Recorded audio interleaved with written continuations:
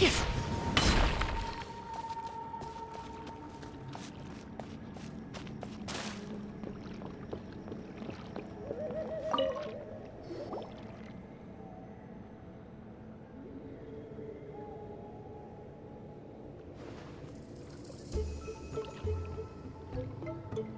everyone. Ah, Granny. You're back. So, no good news for me then? You saw right through me. The Traveler collected a lot of spirits, and I checked all of them one by one.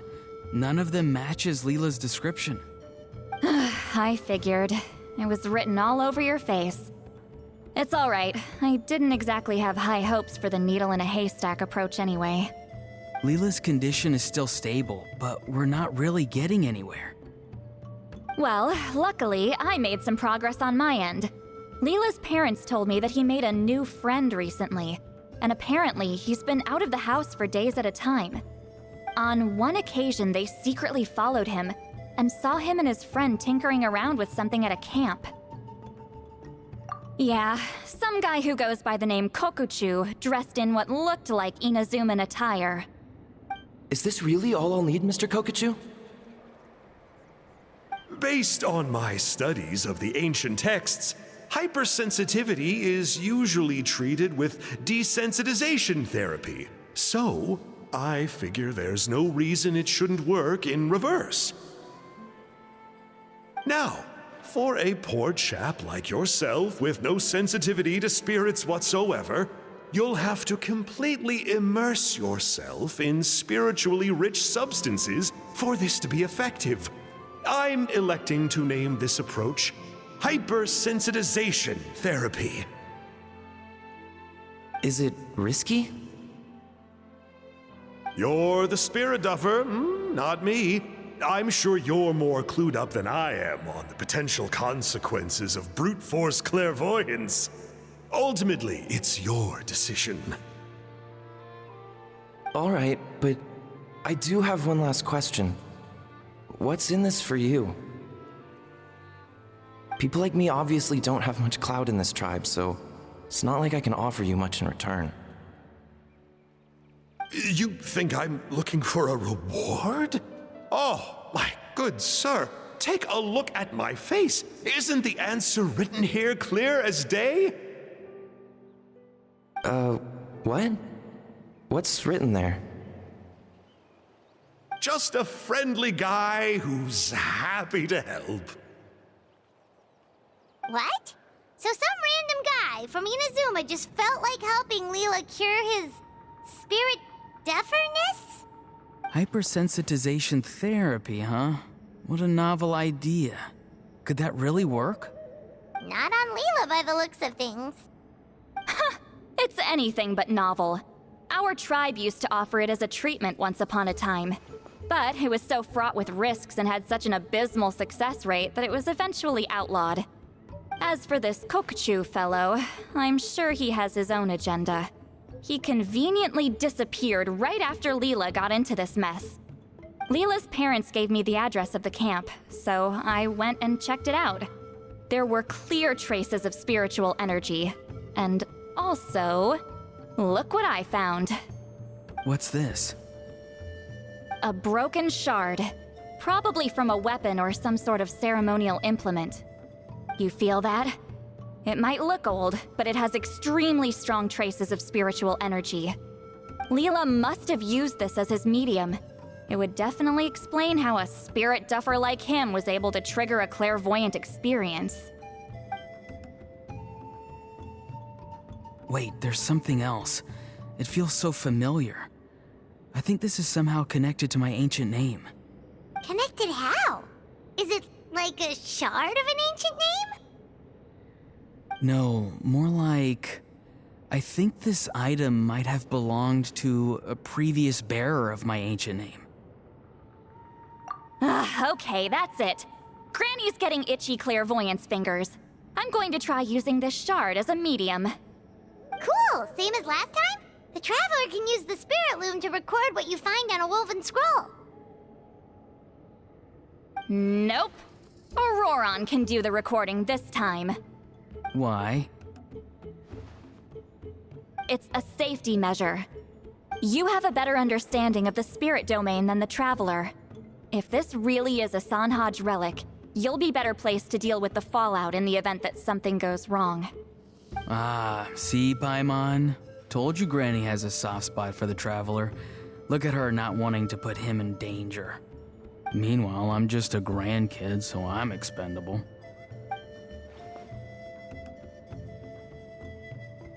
Hey, what are you blabbing on about?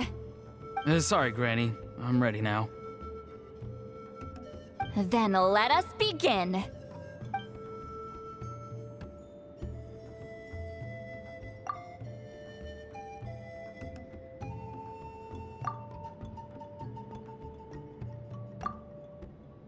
Alright, what's on the scroll this time? Looks like a broken bow covered in flames. Hey, don't you think one of the pieces looks just like this shard? You're right! It seems to be from the body of the bow. I saw a bow just like this in one of Granny's scrolls. Yes, it's the weapon Sanhaj used in the Battle of the Mare Javari. I guess that proves it. This shard is a bona fide Sanhaj relic. Good old Sanhaj. The relic's spiritual energy was fluctuating very strongly, but I wasn't in any danger at all. The Traveler probably would have been fine as well. Now that's a true hero, huh? Generations later and the stuff he used to own is helping to treat spirit duffers. I still think there's more to this story, though. Kokochu must have had his own motives beyond just treating Leela's condition. Well, okay, we saw the full bow just now, right?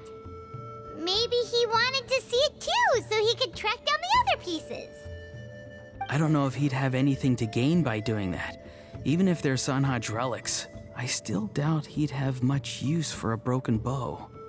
Also, why use a spirit duffer in that case? You're basically setting yourself up for failure.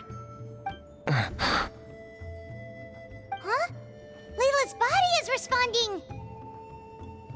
Let me take a look. I can sense a spirit being drawn to the relic. Looks like Granny's plan is working. Leela's spirit is being drawn to the bait. In that case, let me try again. This time using both Leela's body and the shard as mediums. You can do it, Granny. I'm ready to go too. You got the itch too, huh? Plus, Auroran went last time. It's only fair to take it in turns. Fine by me.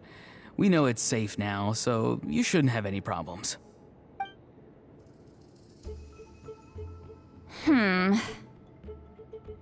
All right, if you insist. Be my guest. Just let me know when you're ready.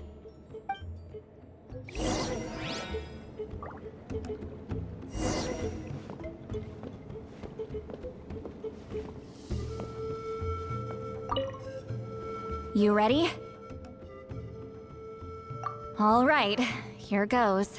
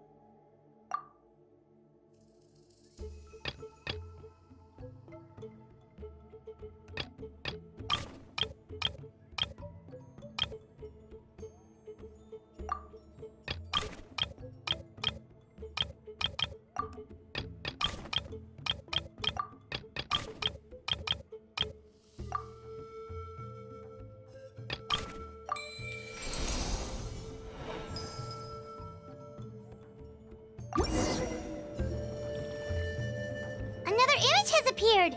This one is a map. A map? Of where? Could it be the Mare Javari? The Mare Javari? Mare Javari was reduced to a desolate wasteland after that big battle. Or rather, it became known as the Mare Javari after what happened there. The ashes of the monsters and warriors who fought there covered the entire battlefield. Sometimes, bone-chilling cries would be heard from the depths. Other times, the whole region would become engulfed in towering flames, drowning out the cries. That place is full of untold dangers and mysteries. Over the centuries, the finest adventurers have tried to prove themselves by venturing in. Sadly, most ended up perishing there. That lasted up until around 20 or 30 years ago, when strange things started happening. People started speaking of an enormous dark creature the size of a mountain, roaming around inside the Mare Javari. And then, shortly after that, the whole region just completely disappeared. Nobody knows how, but that infamously ominous place just vanished from the face of the world. What? How the heck? I know, right? Anyway, if I'm not mistaken, the place indicated on this map is where it used to be before it disappeared. At the westernmost part of Natlan. It's a very remote location, far away from any of the tribes. There never used to be a settlement there, but there's more people since the Mare Javari disappeared. Anyway, that's just what I've heard. I've never been there myself. This is what age does to you. The older you get, the less adventurous you become. That's just an excuse. Granny's too lazy to take a trip that far away. Hold on a second. There's a spirit approaching the shard and the woven scroll. Oh, Leela's body is responding again! Quite a strong reaction this time. Does this mean what he was really seeking was the Mare Javari's location? I sense it too. There's a soul nearby. Almost a complete one. This is creeping Paimon out! Seems like the plan is working. So, can we just wake him up now? Not today. You might think bringing a spirit back into its body is like pouring water from one bottle into another, but it's far more complicated than that. I need to borrow a ceremonial sword and make some other preparations. It'll take me about 2 days. But don't worry. Now that his spirit's returned, there's just one step left. Let's meet up again in 2 days.